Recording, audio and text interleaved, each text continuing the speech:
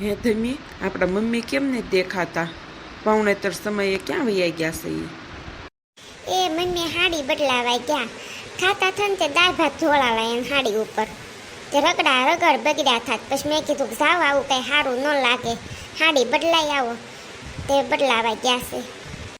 તેમાં આપણા આઈબાન જોયા, ડોશીને જોયા તેની કેટલા ઘરેણા પહેરીને આવ્યા. જોવો ઉપર માથે ટીંગાઈ ઊભા. આ હું એટલા બધા ઘરેણા કેમ પહેર્યા છે આપણા બાએ? ક્યાંથી કાઢ્યા એણે એટલા બધા ઘરેણા? પાર્લર વાળ્યું છે નહીં અત્યારે, ગોતવાય ક્યાં પડે એમ છે. પાર્લરમાં જાવ એટલે જે જોતું હોય એ બધું મળી રહે. ત્યાંથી ગુડીને આવ્યા લાગે છે.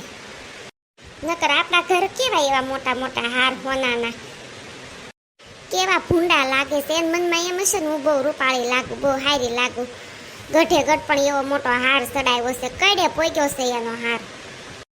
એમી પહેરવા જેવડી ઉંમરના છે એ તો એમી નથી એવા મોટા હાર પહેર્યા. અને એ તો જો કેવો પહેરીને આવ્યા છે. કેટલું તો ભાડું હશે, પૂછવા ગયો નાની બેન. નાની બેન, અહીં હાલો તો. શું કામ છે ભાભી? તેમ મને કેમ આ ઈશારા કરીને બોલાવી? આપણા આઈબાઈ ઘરેણા પહેર્યા એ ક્યાંથી કાઢ્યા? પાર્લરમાંથી લીધા હશે ને ભાડે. કેટલું ભાડું છે એનું? એ ડોશીની તો મારે તમને હું વાત કરવી ભાભી. અહીંયા જીજાજી પાણીપુરી બનાવવા ઘરે ગયા ત્યારે તેમ મને નહોતું કીધું ડોશીને લઈ આવો એમ.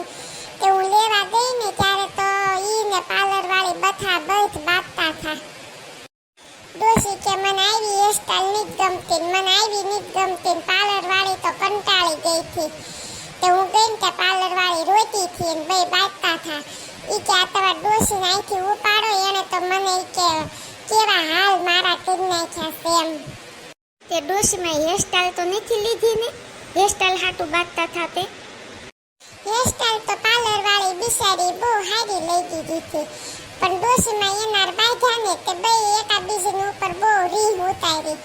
પાર્લર વાળીએ ખેંચી નાખી એમ માથામાંથી હેરસ્ટાઈલ. આપણા ડોશીમાં છે ને એના બધા ઘરેણા લઈ લીધા. ઈ કે હવે તના ઘરેણા પાછા જ ન દઉં, પહેરી જ લઉં એમ કરીને પરાયણે છૂટા છૂટ કરીને લઈ લીધા ખેંચીને. અને પછી પહેરી લીધા. હતા નટલા ભાડા એટલા પહેરી લીધા ડોશીએ. પછી પાર્લર વાળીએ તો મને ઉધરી લીધી. ઈ કે તમારા ડોશી જે ઘરેણા પહેરીને ગયા છે ને એના ભાડા ભરવા પડશે, ભલે બાંધીને લઈને વૈયા ગયા. પણ હું કઈ મૂકીશ નહીં એમ કીધું છે. હવે આપણે ભાડું સમજવા જઈએ ત્યારે ખબર પડે કેટલું ભાડું લેશે.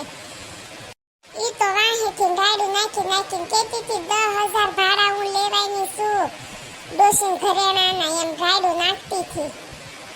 પણ તેમ કઈ ટેન્શન લ્યો મને, ઈ તો હું કહીશ એને.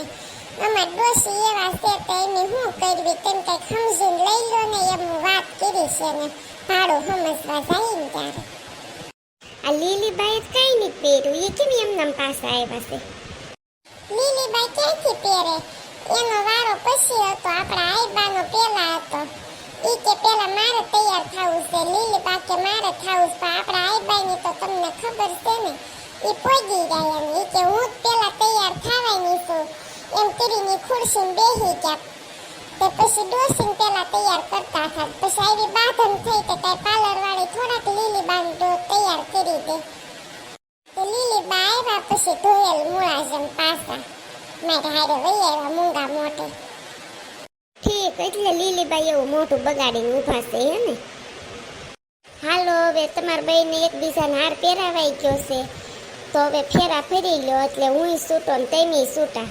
અને આ ભાઈ બંધનમાં બંધાઈ જાય. પછી જીગા ભાઈ ફેરા તો એમ ફેરી લીધા છે. ગોરદાદા કેટલી વાર ફેરા ફરવાના હોય? ઈ કઈ ફેરા ફેરા ન કહેવાય કુમાર.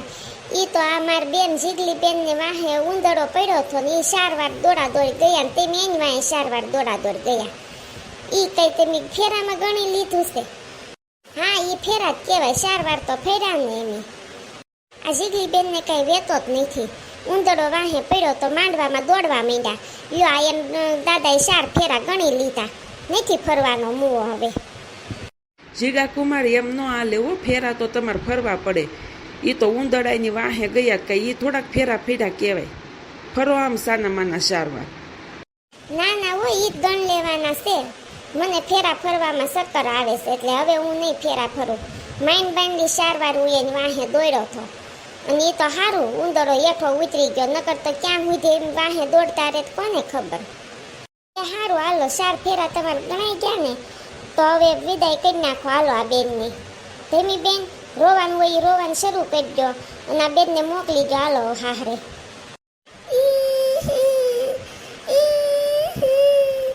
મને કોઈ મોટું સાનું રાખવા વાળું નથી, હું કેટલીક રોજ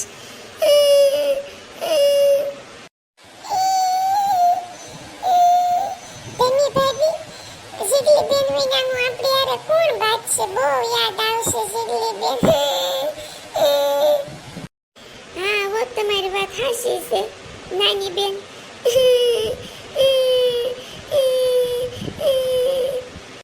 જેવા હતા એવા પણ હારા હતા જીગલી બેન, ભલે બાતતા બોલતા પણ દિલના સાફ છે જીગલી બેન. બસ લે હવે સાઈની બુડા, તને આ કઈ સાના રાખવા વાળું કોઈ છે નહીં મારી સિવાય, બધા રોવે જ છે, તો તને સાઈની કોણ રાખશે. સાઈની રહી જાવે હો.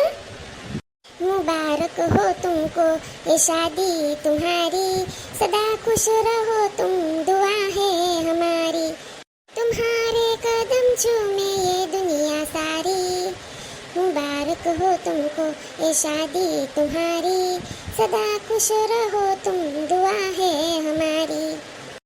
આ ઓલો ડોળાળો છે ઈ તને કેમ આવા ગીત ગાય છે હે જીગલી? એ કાંઈ નહીં, આમ તો ગાતો હશે, મને નથી ખબર. તારે ને એની વચ્ચે કાંઈ છે નહીં ને ભાઈ બંધાય, કહી દેજે હો તો મને. ના ના એવું કાંઈ નથી.